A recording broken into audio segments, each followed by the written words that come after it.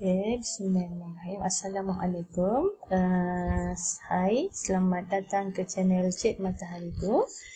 Okay, hari ini saya nak sekarang kita tengok pula resepi kuih serimuka sukatan cawan ni, serimuka pandan yang saya dapatkan daripada grup masak apa hari ini di Facebook.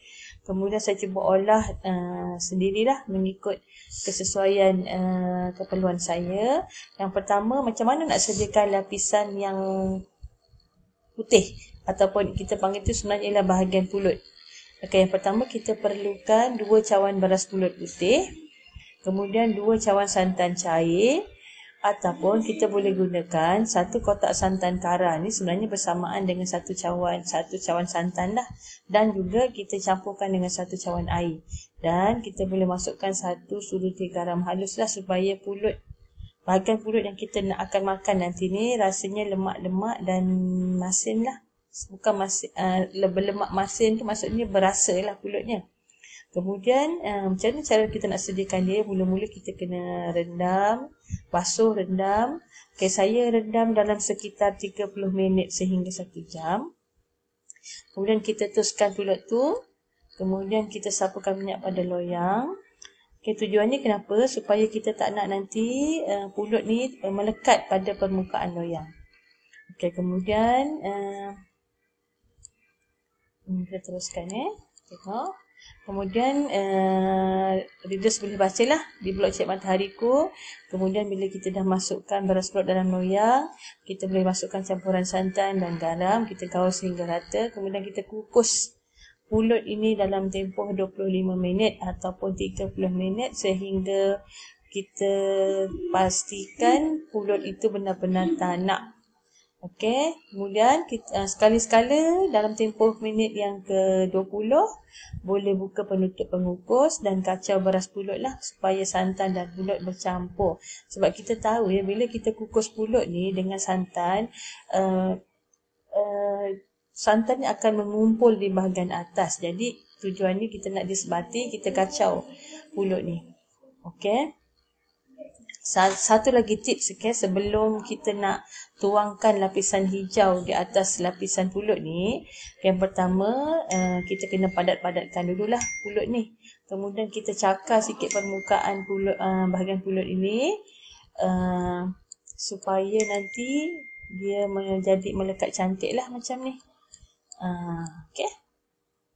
Okey, kemudian macam mana nak dapatkan permukaan lapisan hijau ni? Okey, yang licin.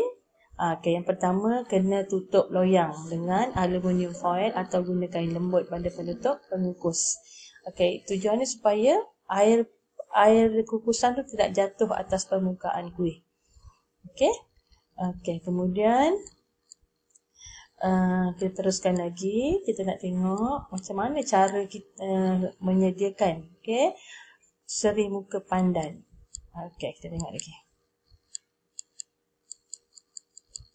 Okey, ini pun nampak kan? Permukaan ni licin dan dia berlapis cantik lah. Okey, macam mana pula kita nak sediakan lapisan hijau? Okey, untuk kuih serimuka pandan ni, apa yang kita perlukan ialah kita perlukan 2 cawan santan pekat. Okay, cara saya sediakan 2 cawan santan pekat ni ialah saya gunakan 1 kotak santan kara yang 200 ml tu, yang kecil lah, dan 1 cawan air. Kemudian untuk sediakan air pandan ni, saya sediakan 1 cawan air dan 4 helai daun pandan. Kita blend dia dulu. Kemudian kita juga perlukan 1 cawan tepung gandum, 1,5 sudu besar tepung jagung, 1 cawan gula. Okey, kalau ikutkan pengalaman saya menyediakan kuih serimuka pandan ni, saya hanya menggunakan 3/4 cawan gula sahaja dan manisnya sedang elok lah. Okey, tapi jika ada setengah orang yang memang sukakan serimuka yang manis, boleh gunakan 1 cawan gula, sebiji telur, 1/2 sudu kecil garam dan juga pewarna hijau sekiranya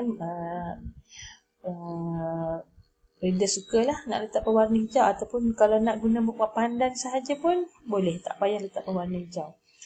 Okey, kemudian Macam mana nak sediakan lapisan hijau serim muka pandan ni? Okey, tengoklah. Okey, boleh baca di sini di blog Cik Matahariku. Okey, cara menyediakannya. Okey, seterusnya tengok pula saya kongsikan dalam blog Cik Matahariku ini step by step macam mana langkah menyediakan teh serim muka pandan yang lembut, yang sedap dan pasti menjadi. Okey, tengok. Okey, ini ialah beras pulut yang saya dah rendam sekitar 1 jam. Okey, ini ialah air tapisan pandan yang telah di blend dan saya tapis airnya dengan menggunakan satu cawan air. Ini ialah tepung gandum, ini ialah gula dan ini ialah santan kara dan sebiji telur. Okey, kemudian kita tengok pula. Okey, ini ialah lapisan putih ataupun lapisan untuk beras pulut tu yang saya dah campurkan dengan garam dan juga dengan santan dah. Okey. Okey, kemudian ini pula ialah lapisan pandan. Okey, lapisan pandan selepas saya dah blend. Okey, saya dah blend, kemudian saya masukkan dalam periuk di atas api yang perlahan. Dan okey, kemudian last sekali baru saya masukkan pewarna lah bila saya dah masak atas api tu. Okey, ini ialah rupa bahagian pulut yang sudah dikukus. Okey, yang sudah saya ratakan dan sebatikan, tapi yang ini belum dipadatkan lagi lah. Okey. Okey, kemudian ini ialah cara saya untuk ketika bila saya gunakan acuan lompang. Jadi saya ambil pulut yang tadi tu, saya padat-padatkan, saya masukkan setengah, lebih kuranglah setengah daripada acuan lompang, kuih lompang ni. Okey. Kemudian alright, ini yang sudah jadilah serim muka pandan saya yang dah jadi. Okey, nampak kan permukaan dia cantik hijau dia. Okey, ini pula serim muka pandan yang menggunakan acuan kuih lompang. Okey. Dan ini tips yang saya kongsikan dalam blog Cik Matahariku kepada readers yang saya tahu, terutamanya yang baru bermula, yang baru nak mencuba macam mana nak buat serim muka yang sedap. Okey, tips ni saya dapatkan dari mana? Saya kumpulkan semua tips-tips ni melalui pembacaan saya di blog-blog ataupun di grup-grup masakan yang membincangkan topik tentang serim muka pandan. Jadi saya kumpulkan petua-petua dari mereka ni, saya masukkan dalam blog Cik Matahariku supaya mudah dan boleh diikuti oleh readers di blog Cik Matahariku. Okey, antaranya tips yang saya rasa mungkin tak ramai yang buat. Macam mana nak mahukan lapisan berlapis yang cantik antara pulut dan lapisan hijau. Letak pulut yang sudah dipadatkan atas pengukus dalam tempoh masa 5 hingga 7 minit. Kemudian barulah kita tuang adunan untuk lapisan hijau. Mesti jadi cantik lapisan nanti. Okey, ini pula bila saya dah lulus lah kan orang kata buat serim muka pandan ni. Jadi saya cuba buat serim muka durian. Ini hasilnya.